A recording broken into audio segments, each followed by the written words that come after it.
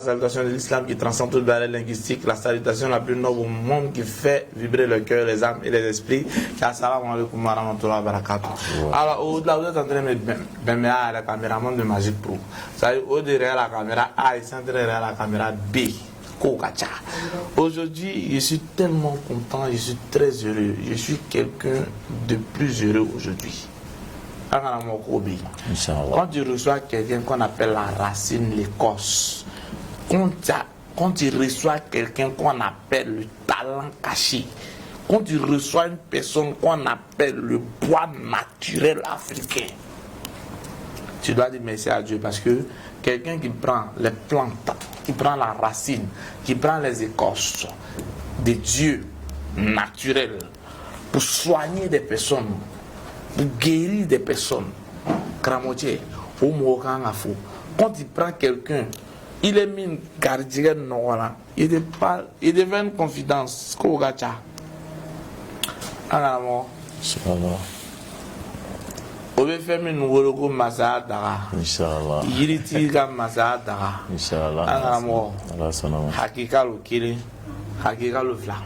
hakika lo saba. Alors, yiriti aka fen fla lo, walmo fen saba. Alors, je aka yiri lo. Aka ala tolo hal bamanaya na de son ka takedi sina kulon ala il dit non salam alaikum wa alaikum salam tula cela ma kan mo tiana muso bela janifo ko fo shila ko fo kenala c'est cette caméra aussi mais jamana nyamo bela janifo ko fo shila ko fo kenala toujours dina nyamo mo bela janifo mais bi ndi ka nere sila on kontana la fiala ma la fo ma ci la fo kamba fo kambange bo bela janifo faida kunta ni yoro na mafo kosobe mafo loni atisoro kaban loni fitini loni bilba atisoro kaban mama fo ni yoro na kosobe loni ani kono gbo te kere vraiment kunta nyam bira meun kuna ka blanc du sukuna moni nana kana émission sigi même bon même faut le que kunta parce que mogolo rondo adama deno rondo mais me ko fanyena réaction ta le neche faida kunta réaction ta le neche de arrêtez nyolo parce que amanyo ba faida kunta ma diga nyoy ba amanyo lo mais rondo adama den kangren tigulo hakikata sa femme na ko loni mi baburo faida kunta na ko loni mi baburo o te ka fo chero ma ko chelo te do butala sigatala faida kunta chero na loni na fama o baburo ala mi ankoro amina la so mi dan na bela jenima aba fe ko va kono bidu kuro kan mo wade be ne de wore comme ko be faida kunta numéro là ni lor ma gole nda di quoi mais kunta tandere be ta do ma ni ma datigma parce que disu kama faida kunta inshallah ambifo inshallah angara mo nam wallahi inshallah ambifo inshallah ya do bi jabi inshallah abi jabi inshallah il ya do bi jabi inshallah ngami yiritigima inshallah usaz mama yiriti nam inshallah ika do bi jabi ika lo muna ika do bi jabi inshallah ika ni idusukun kan inshallah ni kono kan ni wati be il de bi miri adamadenw ya hɛrɛ ma i de bɛ miiri adamadenw ya bonya ma o bɛ hɛrɛ sɔrɔ cogo di i kanubaga n'a ka hɛrɛ sɔrɔ o bɛ diya i ye karamɔgɔcɛ o de b'a yira i dusukun ka ɲi wa y'a dɔw bɛ jaabi faida kunta ye karamɔgɔ le ye i bɛ ka min fɔ nin n bɛna ye tɛmɛnen inshallah faida kunta ye karamɔgɔ le n'ala sɔnna ma mori lo a ka farin a ka dɔw bɛ jaabi kangerentigi lo n'a ko min a b'o kɛ mɛ karamɔgɔ gbɛrɛ bɛ na sigi k'a ka karamɔgɔ ɲɔgɔn tanu diɲɛ bɛ ɲɛfɛ i kana na yan k'a sɔrɔ relation t'a cɛ appel t'a cɛ faida kunta yɛrɛ min lɔn fo ni a kɛra Magic Pro ye o b'a sɔrɔ e dusukun ka ɲi an b'i fo kosɛbɛ dan tɛ foli min so le ka ni yɛrɛ bɛ fɔ ne kan kun ta ka jugu ne ta ye y'a faamu ngo le fo ɲɛna nata tɛ ko ni nin kɛra ko nata dɔ le la o tɛ dɛ relation tɛ yen dɛ a fɔ cɛ ma i cɛ ɲɔgɔn ma ko cɛ de bɛ a tɛ dɔ bɔ ka cɛya la a fan tɛ taga fɛ siri la quoi mais kunta bɛ cɛ dɔ le ye cɛ min don cɛ kankiri t'o le kankiri tigi don fayida kunta na même n'a fɔ la ko n bɛ sigi ni mɔgɔ ye lɔnnikɛla kɔnɔna na an bɛ baro kɛ o sababu bɛ kɛ fayida kunta sababu de kan ko jumɛn n'a lamini bɛɛ su ne tɛ cɛ bɛ mankutu ten mankutu bɛn bɛ mun na o bɛ jeliw ye m'an fa ɲuman na n'i ye lɔnnikɛla dusu ɲuman ye a kanu a tando n'o y'a sɔrɔ i bɛ taa sɔrɔ juguman bɛ yen a bɛ n'o bila ka bɛn tuguni a b'a tɔ compléter ka taa le ɲuman kan cɛ bɛ min kɛ dogolaw de ka bon cɛ bɛ min labɔ kɛnɛ kan a preuve bɛ muru ka sɔrɔ an tɛ ɲɔgɔn dɔn i y'a faamu mais mɔgɔ min bɛ na ka jigin an fɛ yan Côte d'Ivoire lamini kɔnɔ lɔnnikɛla ka kɛ n ka kunta t'ale la mais kunta de bɛ premier ye n'a bɛna fɔ yɔrɔ dɔ bɛ yen n b'a dɔn n bɛna bɔ o kɔfɛ sɔnni n'a bɛna fɔ yɔrɔ min bɛ yen n'a bɛna fɔ même a yɛrɛ ɲɛfɛ n b'a fɔ a kɔfɛ cogoya min na a yɛrɛ ɲɛfɛ n b'a fɔ a ɲɛna ten mais an b'a fɔ kosɛbɛ ka fɔ si la ka fɔ kɛnɛ la a ye min kɛ Maji Pro ye a ye min kɛ mɔgɔ ye a nafa b'a labɔ Ala nafa caman d'ale yɛrɛ ma a si b'a labɔ kɛnɛ labɔ Ala kɛnɛ de bɛɛ lajɛlen ma a bɛ baara mun kɛ a jaabi tɛ bɔ cɛ bolo a jaabi tɛ muso jaabi a labɔ Ala jaabi da bɛɛ lajɛlen na Ala sutura n'a jigin fa la an bɛɛ lajɛlen kan Ala a denw balo Ala ni furuw kɔrɔ ale ni musow kan bɛɛ mun bɛ bɔ bi ka min fɔ n ka émission kɔnɔ k'a fɔ kanuba cɛ n'a muso ɲɛna tunkanajɛw komi jamana kɔ komi jamana kɔnɔ fayida kunta cɛ lo a bɛ se ka k'i ko kɛ ɲɔgɔn ye ka ko kɛ n'a ye an kana mankan ko nin na inshallah i ka bonya caman k'an ye fayida kunta fana ka bonya caman k'an ye fayida kunta le k'an wele ka 1,100,000 ni 100,000 a ko d'an ma ko an b'a ta k'an yɛrɛ dɛmɛ ka tilan tuguni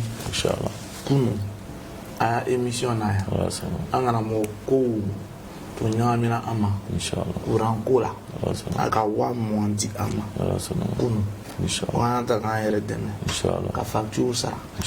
fayida kunta ka tilan tuguni ka montre 1,100,000 a ko diyan donc ni i b'a fola bi a kan ka ni foli la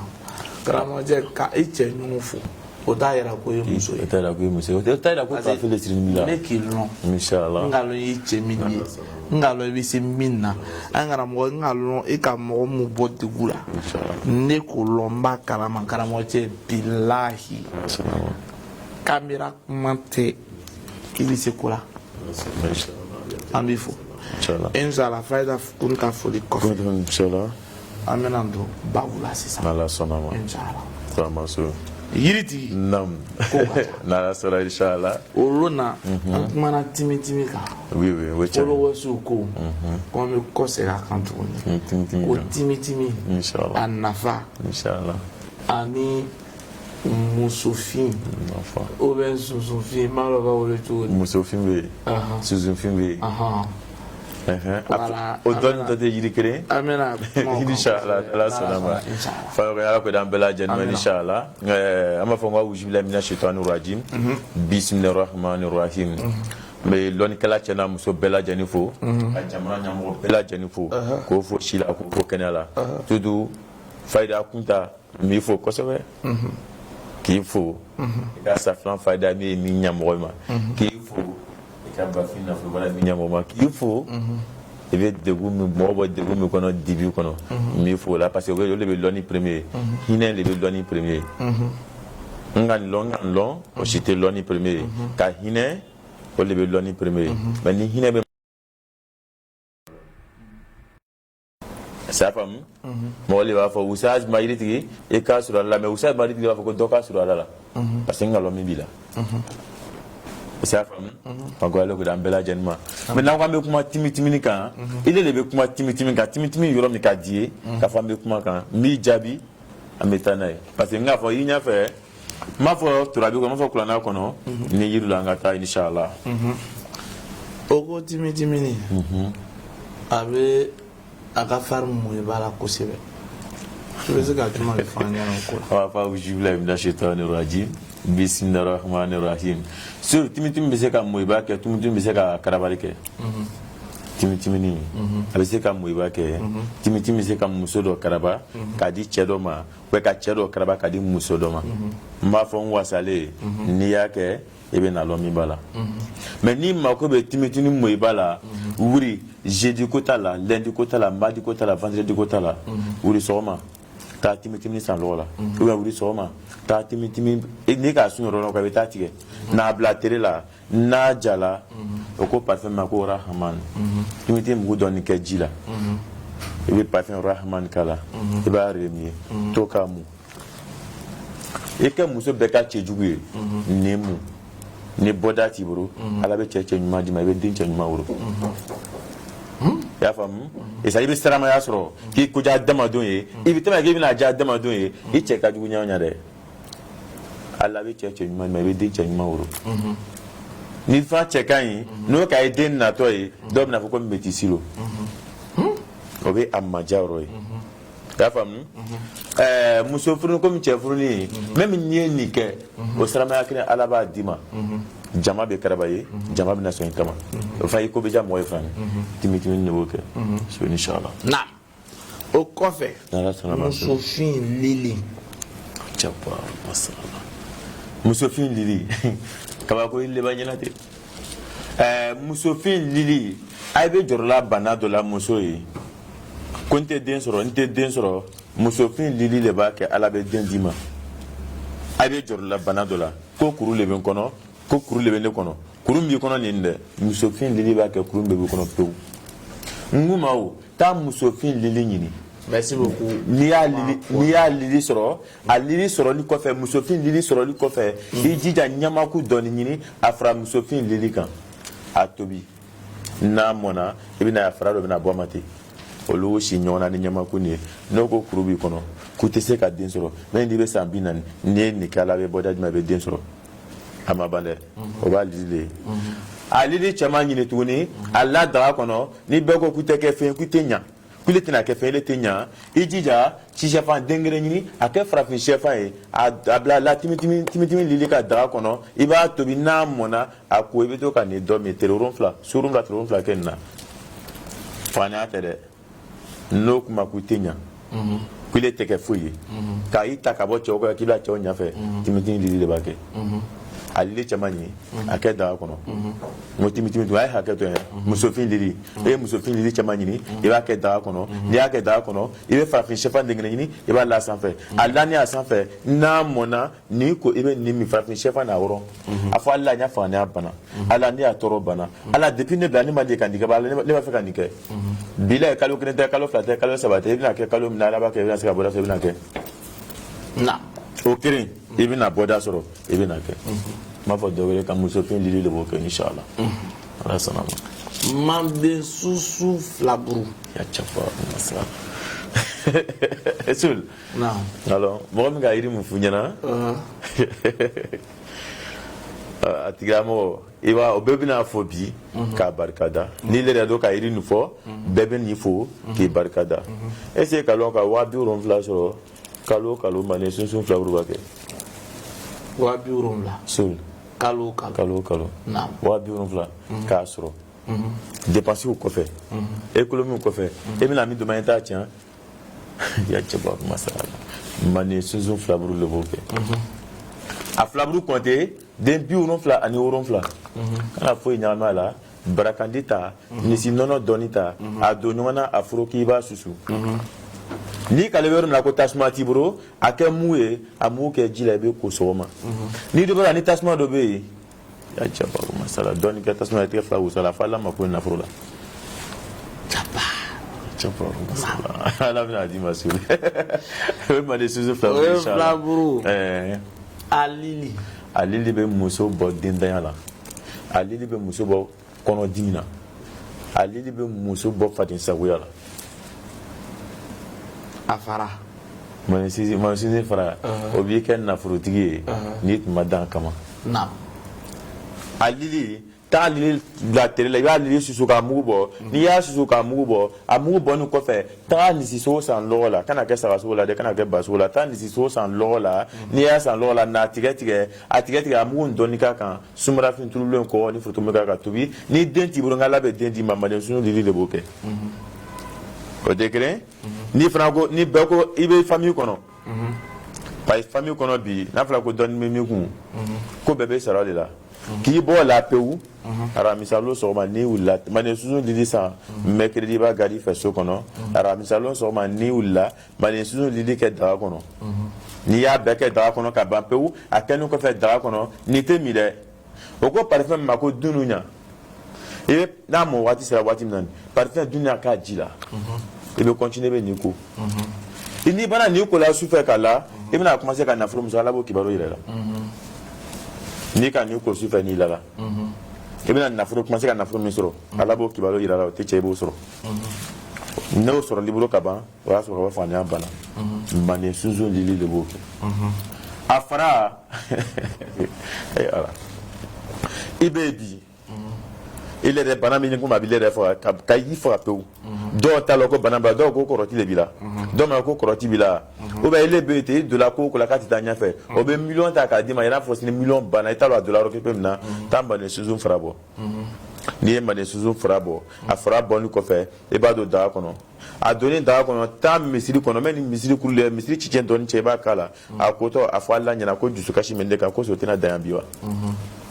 ebe ni côté surun flatter urun fla ko ni ko fa surun flatter urun fla kono e ba nyaga bo e ba ay hakati bangi ba o to amna e bi siga fara kuna te ba saraka ta la fri saraka ni ta la fri sunna so ma ni wila ta fla mi be naam italo bla chom na bono ta tata je pas si bolika bolo na ik manante ba to irika tele bato iri na fama leo olo na kumana tele bato iri kan nye tele bato iri hakiri a hakiri jali di olona be tele bato iri yiri minne be sul mo bina ta ka chani kana ala kana nyalu bro de mo bina ta ka chani kana ala kana nyalu bro so tele bato iri de woron fla o ko so ma ko suruku e be suruku goro nyini abla daga duma alla kama bila alla kabo karilma akuron flado daga kan suruku goro kan iba tobi na mona ako suron fla tere woron fla bila alla kabo karilma ne nike ite nike ka hami mitu na la mori ka bukan peu niko ke muso dole ko a ben ni ngala sisa ni tala ni jute wadi sera iba ta so tere bina ka tawro na ka be ka sujuru be tere o ko so be ko tere bato iri do ko tere le mayiri ale be sujuru le be tere te sujuru be fo ni tere te ni tere lala abeta tere ko ni tere wula abeta tere ko ale ni tala so lala wadi na tere a flabru otige ni a flabru otige ba flabru otige no ko fe peu be urugba dengere nyini ni urugba dengere peu so la fraka ba susu be mariam be furu kono de ka ban peu ni mi ata ka chani kana ko ngole boye ni adama ngono prouver se ka ben chuga mnalo ni urugba dengere fraka ni a susu ka ndu ko so be ijija ni fe ka ki cheku daji to la chance ba ile che fa ki muso kun daji to la chance nan ebe ni ka kun ebe ni korobo sini problem be alu ka furu kono abe ni koroba bi na fonyana ibe ro mani urugba se ka soro fa urugba te yi ejija ni mugu don ka tasma ilu akuna ay hakato foni ko ma don ni ko dura nyon ja ba ko no ale te nya fi bura ko tun ni ta o te bana ana da so ngoku iri na fama iri nema chapa masa na olo na nyaiso ngoku romina o me ngoku gerezigele asiritike rokan ebe gerezige soro me ngoku na anafro chapa masa sul wa fo iri mako pumo moro ta pumo moro nyini de binani anikere ni chelibe ngoku kuru saba nyini ni musolebe ngoku kuru nani malmache warbe mu donita san mu to warbe mu donita abla daga duma même biné ni reke biné ni ke adila mécanicien réellement bi wa sur l'état mono de ata ayemi ya la bealo ni warbe mu bla daga duma po mo binani kere ado akan ngoku ni chelebe kuru saba do akan ni musole kuru nan do akan a to bɛ ni ko ni cɛ de b'a ko tile 10 ani 3 ni muso de b'a ko tile 14 i tɛ ban ni ko la mais ni ba tun ko danga bi kala bɛ danga bu ko parce que bɛna waati k'i bamuso sɔn a bɛna compter ka danga bu ko inshallah n bɛ i ka sisɛ gbɛ garijɛgɛma nafolo baara voyage an bɛ fɛ i b'o décortiquer k'a ɲɛ. sanama inshallah su ne ka sɛ gbɛ garijɛgɛ nafolo baara nin ne tɛ se ka nin baara k'a d'i ma n bɛna kɛ di bi o to yen sulu min fana b'o la fana ni n'ala ka dugusɛ gbɛ lon fo dɔ de bɛ layi tigɛ n'a ma layi tigɛ sɔgɔma a doit ka layi tigɛ wula fɛ i y'a faamuya k'ale t'u bolo k'a to i cɛ ma n'a ma layi tigɛ kɔnɔ sɔgɔma yan'a fɔ sufɛ a doit ka layi tigɛ kɔnɔ parce que o diyagoya le o ye n ka sɛ gbɛ garijɛgɛ nafolo baara le o la n ko ni mɔgɔ min mako b'a la a ye weleli kɛ a bɛ taa ta a nafa ka bon kosɛbɛ mais n'a nasi le bɛ problème t'o la n tɛ jɔrɔ n'a ye kuma t'a bagere ma inchallah. Le plus 225 07 09 14 24 41 20 41. Le plus 225 07 09 14 20 41 ou le plus 225 07 68 45 69 48 ou le plus 225 01 03 69 02 30. Inch'Allah. An karamɔgɔ kɔfɛ i ka masaya daga. Sur le masaya daga n'i bɛ mɛriya kɔ i bɛ débutiya kɔ i bɛ ɲɛmɔgɔya kɔ même den to a l'âge de 1 an 2 ans 3 ans 5 ans ka ko n'a ye n'ale ma bila cɛ tɔw ɲɛfɛ a tɛ bila cɛ kɔfɛ cɛ tɔw ɲɛfɛ n'ale ma bila a tɛ bila cɛ tɔw kɔfɛ mais a ko ni kɔfɛ ka ban ni kɔrɔtigi ta midi kuma bɔ kiyama n'o y'i domi ko su ale midi kuma bɔ kiyama parce que ji dɔ de lamɛn n'a ladi fari kan k'i to ɲɛmɔgɔ min kɔ ala bɛ n'o d'i ma. masaya daga i ni bɛ min kan sul masaya daga ko ni kɔfɛ ele ni b'a kan ni dɔ bɛ ka bonya nɔ i bɛ ka nin k'a k'i bolo min na dɔrɔmɛ 1 t'i bolo mais ala bɛ nana solution i bɛna kɛ c'est à dire i sigi bɛ ten solution tɛ yen mais n bɛna nin kɛ cogo di mais a ko ni kɔfɛ ala bɛ bɔta jumɛn i b'a kɛ masaya daga de b'o kɛ n'a bɛ mɛriya kɔ mais n'a bɛ mɔgɔ mun ale n'i ye nin don k'a d'i ma a bɛ to i ta de la n ka masaya daga inshallah mais n'a fɔra ko a kolen kɔfɛ ko sufɛmɔgɔ le k'i domu kɔrɔti le k'i domu kiyama ni wulila kan ka taa k'an to dɛ parce que o de tɛna kɛ n lamin b'o la fewu. Allahu akbar. Parce que ni mɔgɔ min ko k'a bɛna wuli ko a tigi bɛ taa ɲɛfɛ fila t'o la. mais est ce que juguya daga spécial bɛ fɛ wa. juguya daga k'a kɛ spécial o si lo bɛ yen an b'o kɛ ni ba ye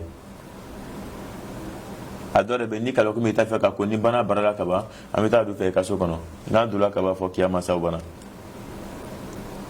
mais n'a ye ludenw fara ɲɔgɔn kan bana ludenw tɛ bɔ ɲɔgɔn kan tuguni o yiri de b'o kɛ so la an bɛ filɛli kan an bɛ filɛ n k'o de f'i ɲɛna yan émission dɔ nin na n ka ala ye fɛn dɔ nɔgɔya ne Usaz ma yiritigi ye mais ɲɛ bɛ mɔgɔ fila de la a bɛ mun bolo quoi parce que a bɛ se ka kɛ tɔw bolo Kunta b'a la Amidu So b'a la est ce que a faamu so ne k'i ye min b'i kan ne b'a dɔn fɔ ni ye tugu k'i filɛ mais yan lɛri na n bɛ se ka fɔ mɔgɔ min bɛ ɲɛfɛ o la o bɛ kɛ Kunta ye quoi Fayida Kunta sinon ɲa tɛ ɲa génération kɔnɔ yan ɲa t'a la bila ye soli min kala k'ala ka bɔ kari ma ala k'o kɛ ɲɛ kan n'i ye ka lɔn min b'i kan n'o bila tun ka mɔgɔ ye mɔgɔ min bɛ kuma kan k'a fɔ ni ne k'i ye n bɛ kuma kan n b'a lɔn min b'i kan Kunta Amidu So a sabanan bɛ ne le n bɔ ɲɔgɔn na Côte d'Ivoire kɔnɔ ɲa t'a la soli mɔgɔ min bɛ n da o kɔnɔ yan lɛri na ka na o ye Fayida Kunta ye an b'a fɔ kosɛbɛ inshallah sini jaajo mɔgɔ la inshallah asanama ala an dɛmɛ o kɔfɛ inshallah kow ka ca asanama kow ka ca asanama e ka mɔyiba dawula tulu walima a nasi soli n ka mɔyiba nasi le bɛ soli mɔyiba nasi ni ne ka bidɔn bɔ ni ka bidɔn bɔ den 40 semaine kɔnɔ a tɛ semaine 2 sɔrɔ peut-être i bɛna taa sɔrɔ n ka to la kelen sol mo bi yebi jamu jagwe o ka amuyi farika no jagwe bi jamu o ole nga mu iba nasimo barakeni shele ni makubala ni wulele ke mais ni te sekana bo ti livrer la proventa la mais ka mu kito mangoya kono non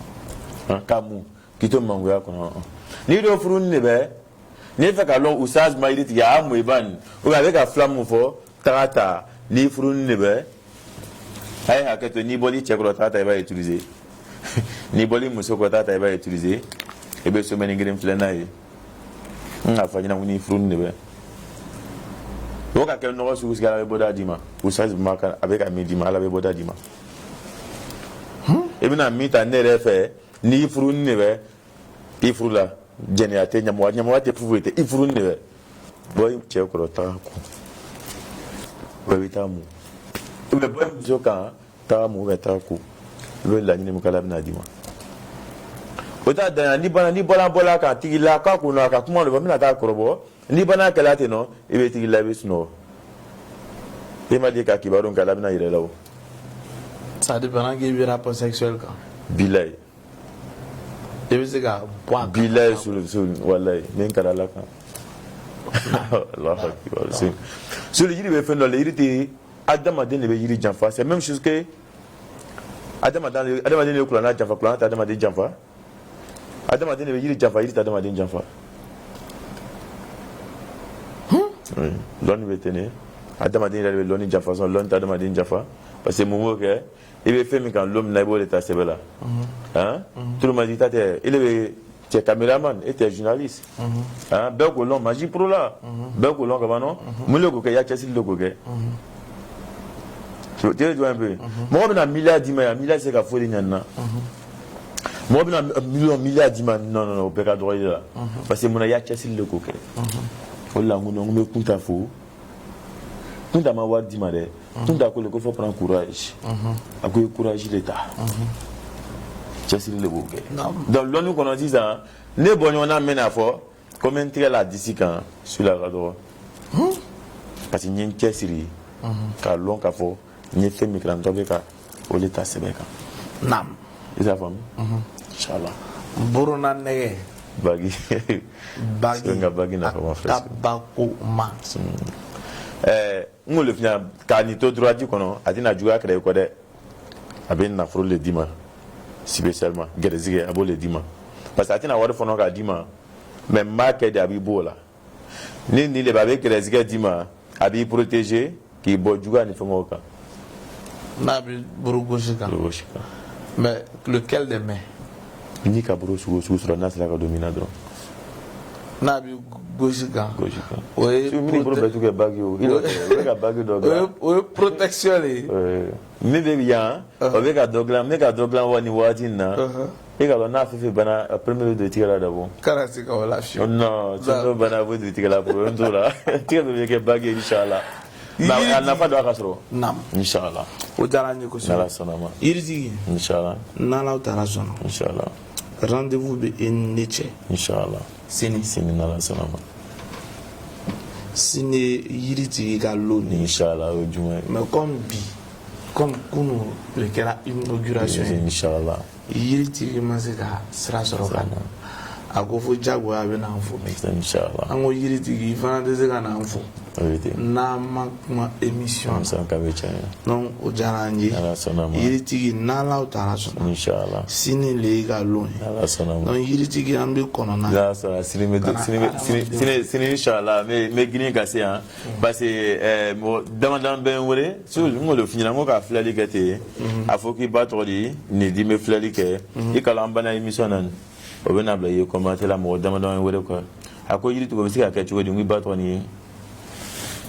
il est trop dima abana au demandant ni wure donc le ko non to dobe kan ye ka to ka émission de kan quoi mais ngo amala fo sadi ambola mo dame ne retese ko yiri i ka fleur i ka da folona keme woro ani binan on trouve ka matcha be se i ka mi fo chanda ngoni ni lantala achi ni lan bala tu so kuma ko ma balere na lan bala abatui n'a lantala abachi ni fait ka wiya fala wiya korobo e va fa nyina le kono kon lantila na sebe donte abina sebe do naam mais ni kon lan mila et ka fierté de dama c'est comme au début bébé na sur le courage ainsi mais on me baroque sur les habitats au début sur le malam voilà sur le fait avec puis il va te dire qu'il te fait pas confiance en l'air qu'elle a la confiance qu'il a c'est qu'elle est au cours de temps il faut le mettre et ka fierté dama kalon ka fait chester ka baralla so il m'a fait na ko non ni ma négatif il ko le ko il chester il est qu'à faire négliger à bête à bella bo et qu'on les faut bon faut nous converser ça à nous les banques chesserie avec bon hein et quoi les 6 ans punta donne combien faida punta 1 million et quelques assuré 500 000 1 million 500 000 calodi sûrement pour nous continuer qu'on a fait les dames tout sur le cas courage dans les dames ciao ma c'est comme dama d'abord n'a pas dit hein bon maintenant ni galera ni galera na yesu pas dans son cœur nta so adusukuna abina message bela mais nta adusukuna ka fait ka mi ke amol le soroba mais doit le que Allah le atika la wali kan amen parce que no que là il a fait là inchallah hein ozarani inchallah bon maintenant sul il est le côté la kunda inchallah mina ke na la sonama bon maintenant sul o testi ko no sisa chama bene wure oye ngode ka warchi abana to dila de 40 minutes à 30 minutes mi kan wure mi ben fa nganya fa nyina donc ma ko c'est bon bara mi se kale ma ko nyale bo le fedron ngono ima lala ile ka tester ima to di ne ma de to dila magie problème parce que les classes ile bina lon ka fa ne be se ka flele keto Malé fana ya ni la ka fani do ka nchesiri nya para do ko non do le ko son débat flé direct la ka flé ni na te la ngu mango ko va ma va mo roti hein mais moi maintenant si ka foko ni be mo ta sur la mo va do bon ayi be yo tu n'as pas caché il m'a dit on o na ke amia o be se ka do la point d'arrêt de bedio non voilà on y a même romida on a l'homme romba qui yemi bilaba ketan o te dobone ka tia la faida kunta amiduso nsi me Côte d'Ivoire o bebna ni la mer betrobena hein menike ningi ye ko mbiga ka lon bi ma funyana nte karata nte torabita nte fuita che nini le bika ni ma nika ni te ketan faida kunta amiduso usaz ba mayiriti Mogo saba ko kacha mogo te no be wena nam faida kunta amiduso usaz ba mayiriti il y a testé aussi il y a vidéo ote bikita karaté ta obi koronte free apprenti gifle faida kunta amiduso usaz ba mayiriti haka bomba yiritigi ko kacha nala tala so inchallah sina no nala ma yiritigi bena ni te ko le plus 225 07 09 14 juin 41 ou le plus 225 07 68 45 69 48 ou le plus 225 01 03 69 02 30. Merci infiniment à tous. Merci à Ismaël Ouattara Gassoin les grands, Ismaël Adaye, merci à Rukia Adaye, merci infiniment à Idriss, merci à toute l'équipe, merci à lui qui a accompagné, Oussad Bamba Yiritigi, Olivier, depuis Agnama, on te dit merci, le mignon garçon de toi Agnama, merci infiniment.